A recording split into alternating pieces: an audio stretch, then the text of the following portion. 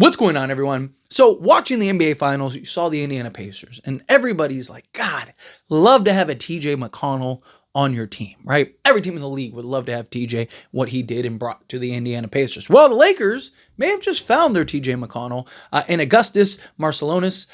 He is a older, more seasoned, right? Which the Lakers like. He's the type of playmaker, point guard, 23 years old, right? Just turned 23 in March, so he'd be 24 if he was to make the roster or any of that. But 6'4", 200 pounds, right? So he's got good size, good length. He's even taller and bigger than a TJ McConnell. But he is a guy that is looked at as that crafty playmaking style point guard, right? He is closer to a traditional point guard playmaker. 3-point shooting definitely needs some work, but he's a guy that operates like TJ McConnell, operates in that mid-range, can create his own shot, kind of get to his spots, elevate, shoot over the top, right? He's good at getting to the rim, applying the pressure. He's a guy that could be one of those more relentless kind of playmakers, scorers off the bench, right? Lakers are linked to a guy like Chris Paul. Think like Chris Paul, where he's getting to his spots and making plays and reading defenses, right? He's a guy that's looked to excel in the playmaking department.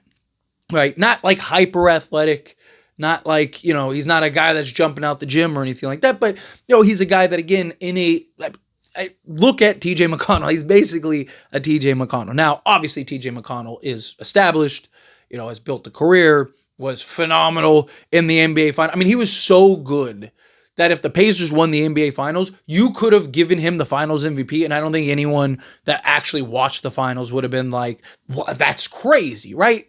Pascal Siakam probably would have won it, but still, he was so good for them. It was ridiculous. So, in all honesty, right, being real, I don't know if Augustas will ever be, TJ McConnell, but he is a guy in that mold, right? You talk about pro comparisons, like what is this player compared to? TJ McConnell, like a bigger TJ McConnell is kind of that, right? He's not a guy that I would see starting on the Lakers at any point, especially given his age, right?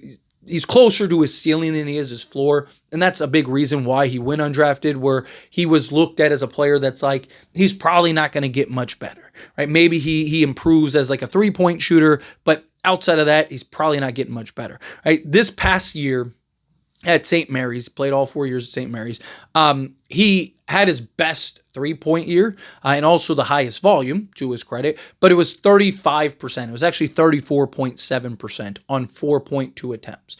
Right? So again, he's a guy that definitely needs to work on his 3-point shooting. If he could be a 37, if he get to like 37, 38% from 3-point range, that could be very beneficial. He is a guy that, again, in all the other elements, all the other aspects, you look at 2-point range, he was 51%. Free throw shooting was 80%. So he is a good shooter that just, again, I think if you work with him on his 3-point shot, I do think he can be a serviceable 3-point player, right? Again, he's not a guy I'd be looking to come in off the bench as like, a heavy guy. Like, again, I'd look at him as TJ McConnell. On any given night, he could step in, run your offense for you, make some plays for you, be that guy. But for the most part, he's a guy coming in, looking to be aggressive, elevating, operating in kind of that mid-range area, hit some key shots, make some key plays.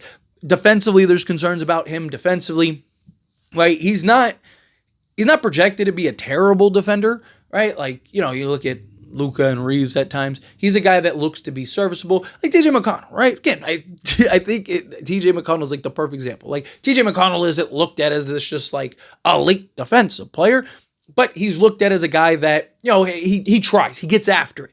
And that's what Augustas is. He's a guy that is relentless. He will continue to get after it. He's bigger, so he can, properly get into, 1 through even 3 on many occasions, right?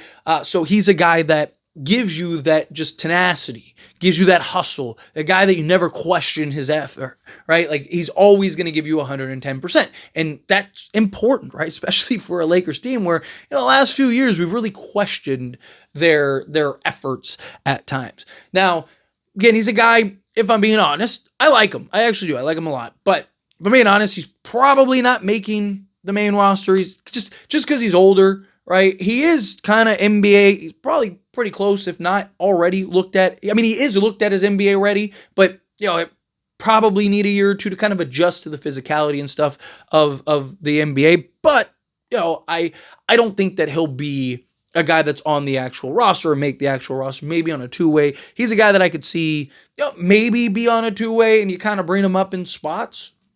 Right, Reeves gets the night off. It's like, hey, we can have him come off the bench as a playmaker, something like that. Or Luka gets the night off, have him come off the bench, see what he does. Over an 82 game season, there's a long 82 game season, but making the main roster, I think he'd have to do a lot to really make the main roster. But I wouldn't be surprised. I wouldn't count him out at all. He's a guy that, again, like I said, he's really good at the things that he's good at, making plays and operating and getting to his spots. Right. That's important. If he can get after it defensively and show that improved three-point shot over the next year or so, then yes, I do think he's a guy that can make the main roster. Right? He's a guy that I could see the Lakers kind of keeping him in-house, guy that maybe they sign to the G League, bring him in, let him kind of grow and develop there for a year or two, and then bring him up as a rotation player off the bench. It's kind of what I'm looking. This year in particular, I don't think that he's a guy that will make the roster or maybe even necessarily be on a two-way, but I think that'll be fine. I don't think, teams are going to be running to the door to go get him just because, again, of his age and the question marks. But again, offensively, he's a guy, if you just need somebody that can come in and look at him, another great example, I think, would be a Tyus Jones, right? A guy that can come in excellent as a backup, probably one of the best backup point guards in basketball, really divvy up that thing, right? But, can go and get you a couple buckets here and there, right? That's kind of the type of player that I look at Augustas as. He's the type of player that, I think he could be that guy that you're putting out there 15 minutes a night, backing up Luka, backing up Reeves, whatever, because you can play him at either guard spot, knocking down some shots, being aggressive. I also like him at the two guard, right? Because, again, he is 6'4".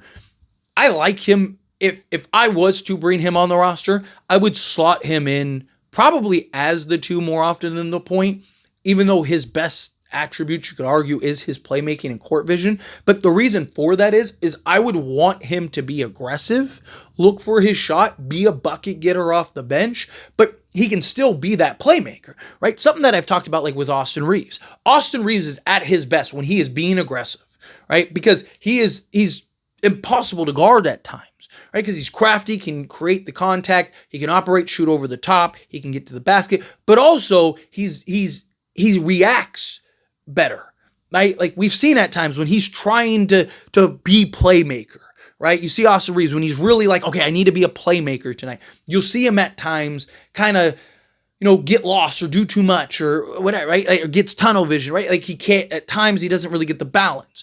But when he's aggressive and he's getting after it and he's just in attack mode, right?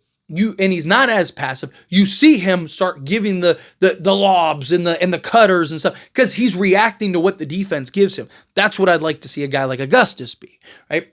I want you head of steam. I don't want you looking to pass. I want you looking to score. And if that pass opens up, boom, there you go, you feed it. Because he is such a good player with his court vision and his ability to make those reads. I think that is very important. But guy that needs to improve on his three-point shooting, questions about his NBA level defense, but he's a guy I wouldn't hate it. If you told me he made the main roster, I wouldn't be shocked or surprised at all.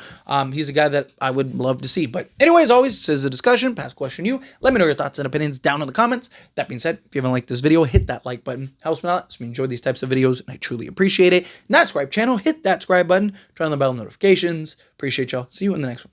Thank you.